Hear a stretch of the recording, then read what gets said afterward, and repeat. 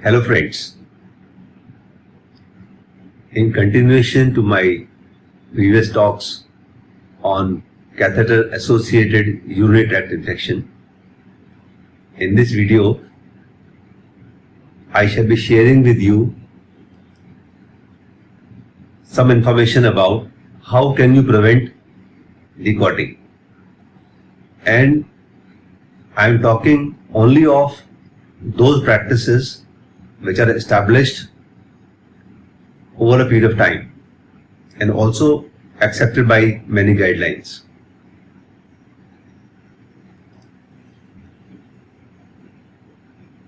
As you are well aware, the placement of Foley catheter per urethra is a very common occurrence in our clinical urological practice.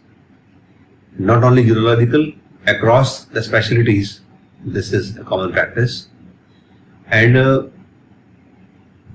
if you were to understand where all you can use preventive measures for occurrence of COTY, you have to understand the phases of catheter life in anybody. Say for instance, you can use some measures during catheter selection, during catheter insertion, during catheter indwelling, during catheter removal, and even after the catheter removal, you can have certain practices which can prevent the occurrence or persistence or severity of COTY, all three. I shall talk to you about each phase one by one. Before I move on, let me tell you that there are certain practices which have been established for last so many years and many guidelines also accepted with some variations. And in this talk, I am talking only of the established practices. There are many practices which are not practices but they are concepts and they are being evolved as present point of time. There are various phases of research. And in my next talk, I'll focus on those evolving concepts. So, what are these established preventive measures which you can use or which you should use during catheter selection?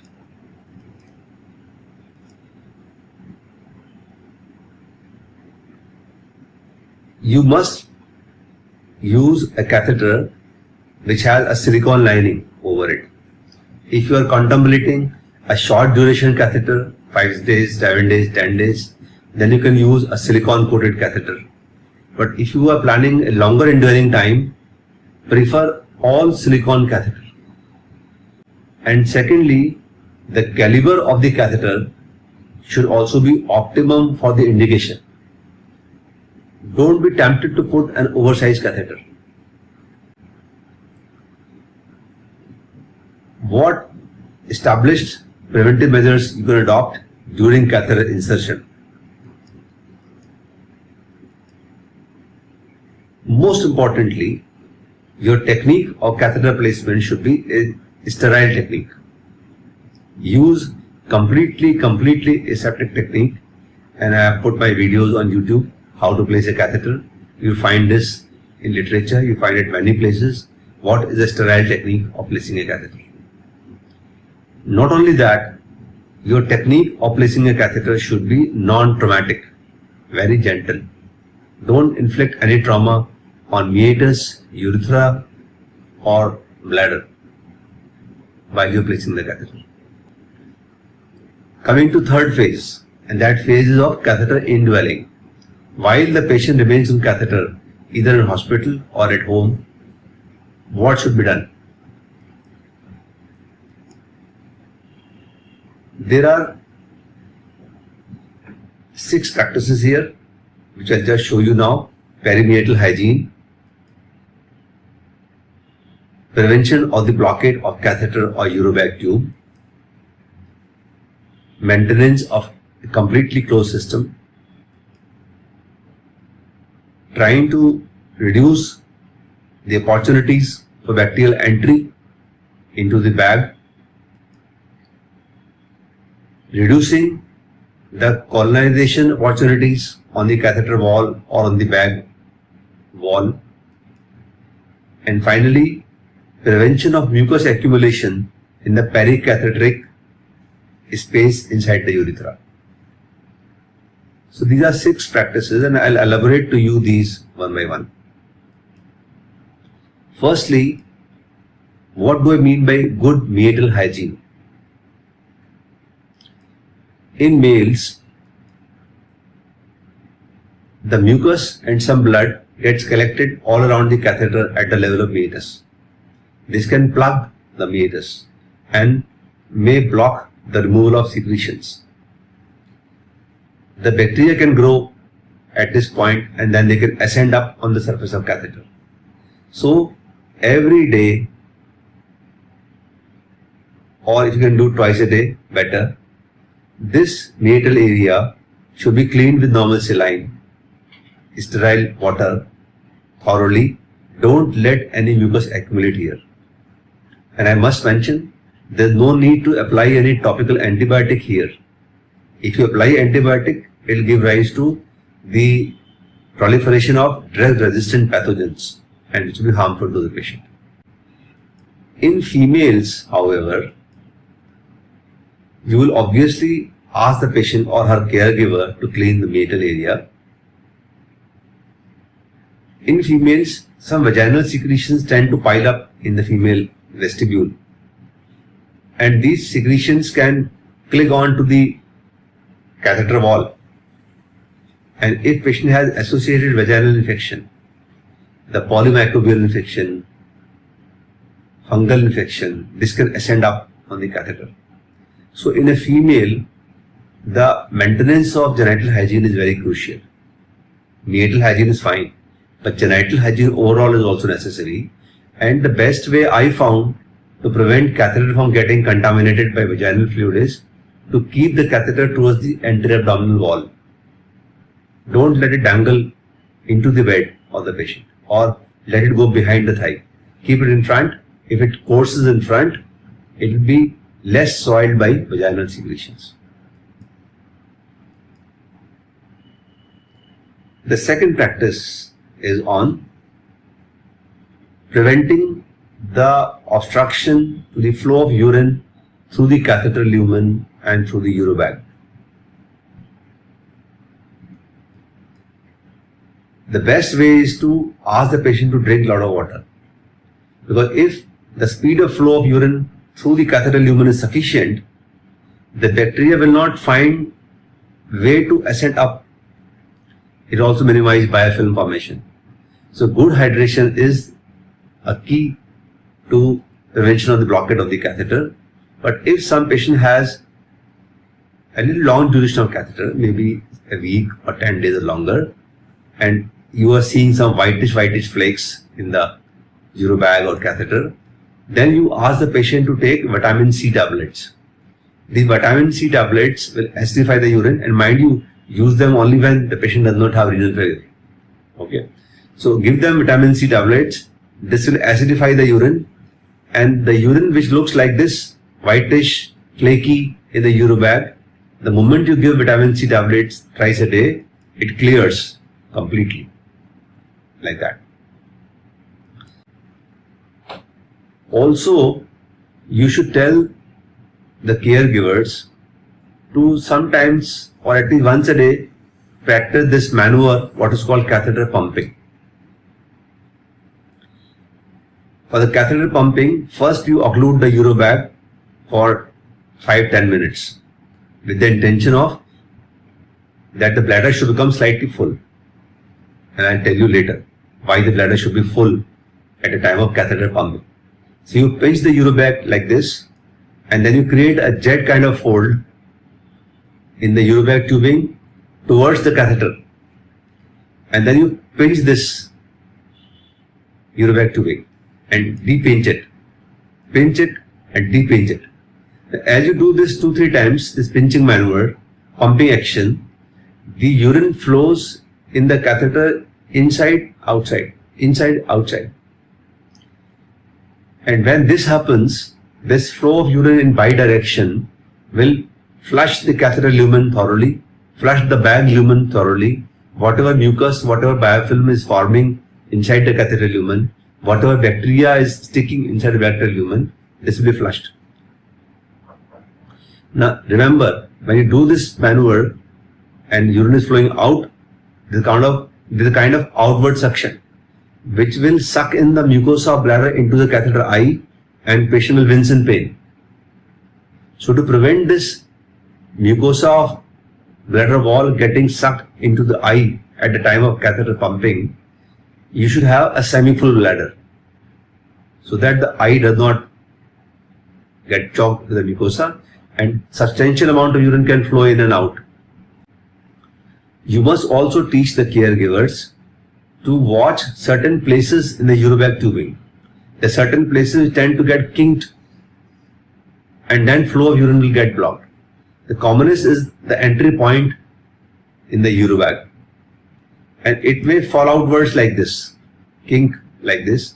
So you should tell the patient to keep a watch at this point and the attendant to keep a watch at this point, and then if that happens, there's a place in the urobag clip where you can fix this tubing, and if you want, you can additionally tie a thread over it so it will not fall outwards, it will not kink.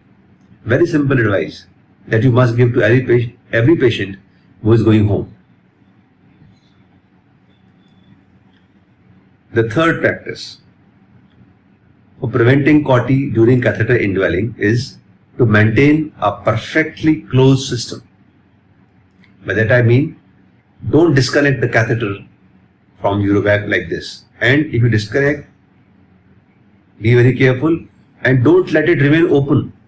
Sometimes you disconnect and forget. Sometimes patients who are not attentive, they get detached and remain detached for some period of time. If this happens, the sanctity of closed system is broken, the bacteria will gain access inside the catheter and inside the bladder. Secondly, when you open the urobag tubing to drain it out, at that place also you are breaching the closed system. So do it for as limited time as possible and immediately close it back. There are 2 points where you can do this mistake. The fourth practice is that whenever you are handling a bag, you must be careful that you don't allow bacteria to enter the urobag. So you must do a good hand hygiene before and after touching the urobag.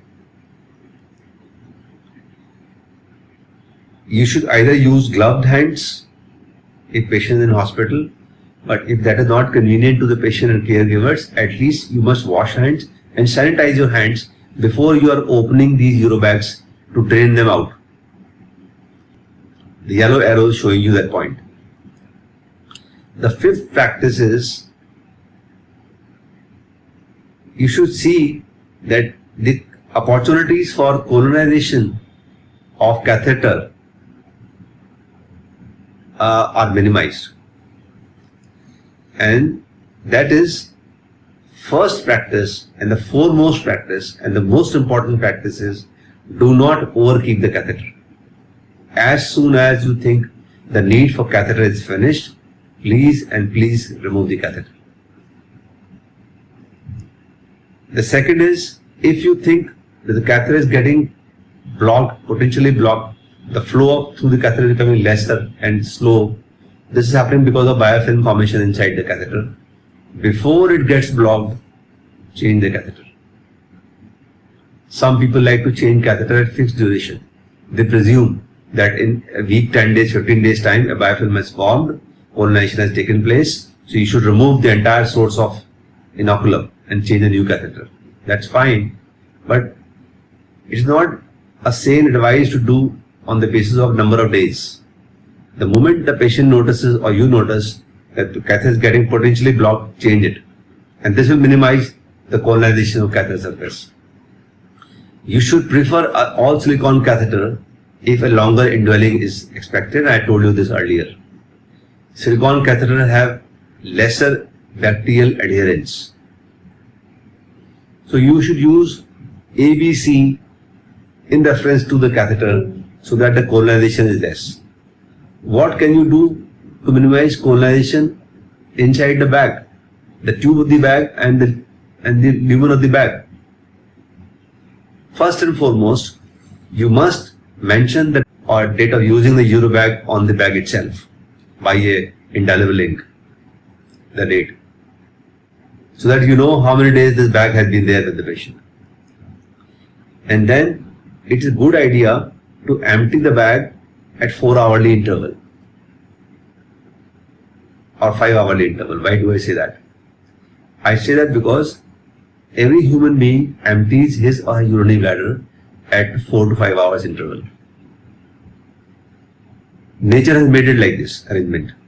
If you empty the bladder at 4 to 5 intervals, if some bacteria enter the bladder lumen, they don't get enough time to multiply into a critical number. And before they can multiply more than critical number and result into invasive urothelial infection, if somebody passes urine or if somebody empties the bladder, the bacteria go out. Same principle is applied to Eurobag. If you have urine in the Eurobag for more duration, the bacteria will find time to multiply. If you empty the bag frequently, then bacteria will not find time to multiply. Whatever have reached the bag lumen will be thrown out. And finally, change the bag at frequent intervals. I like to change the bag after 5 to 7 days. The reason? The lumen of the Eurobag tubing and the bag itself is not siliconized. Depending upon the change in the urinary constituents, the lining of the bag changes and you can get colonization there. The bag is very economical, it's not expensive, one can afford to change the bag rather than trying to clean the bag or trying to desanitize the bag. The sixth practice is very vital to understand, and this is, you should see that the mucus does not stagnate in the pericatheteric space in the urethral lumen in males. If you look at the anatomy of male urethra, in a male urethra there are lots of small glands, they are called glands of Leiter, and also bulbourethral glands, Cowper glands, which secrete the fluid in the urethral lumen, and this fluid is meant to lubricate the urethral mucosa. It has many protective antibodies, of course, but it's also a slimy layer to lubricate. Normally every male produces it. That's how. The secretions are produced, they come in the urethral lumen, and whenever we void, these secretions of mucus go outwards with the urinary stream. The moment somebody has a catheter placed in the urethra, this natural urethral lavage by voiding is taken away, right? And now you have a foreign body in the urethral lumen which will excite the urethral mucosa, and urethra in turn will produce more mucus. This mucus will come in the periurethral space. This is highly proteinaceous mucus, and then this mucus will flow out by the side of catheter from the meatus. And that's what I said. Good meatal hygiene is required every day, twice a day. Clean the meatus so that you don't allow this mucus to get inspissated or hardened at the meatus. If it gets hardened there, inspissated there, it forms a plug around the catheter. And then the mucus will stagnate in the urethral lumen. It's a proteinous material. The bacteria will use it as a nutritional substance and will multiply more. So this space should be in your mind all the time. And the other way is to use a thinner catheter. If you use a thinner catheter, then obviously it will not plug the meatus so tightly. There is space around the catheter. The mucus secretion will come in that space and it will be easy for it to come out. That's the precise reason I told you in the beginning to use a catheter which is thinner, should be optimum in the size to serve your indication. Also see that if you allow the penis of the patient to bend ventrally when catheter is in place, then because of ventral bending the urethra gets occluded, kinked, and this kinking will lead to accumulation of the secretion in the bulbar urethra, not in pandarus urethra, but in bulbar urethra, and then This accumulated secretion can give rise to lots of problems. So this was all 6 measures that you can take during catheter indwelling to minimize the occurrence of infection. Fourth phase, the catheter removal. What can you do during catheter removal? First of all, I said change catheter if it is potentially blocked, right? That's fine. Second thing that you should keep in the mind, that if your patient needs a longer duration of catheter, can you switch him or her from an indwelling catheter to an intermittent catheter?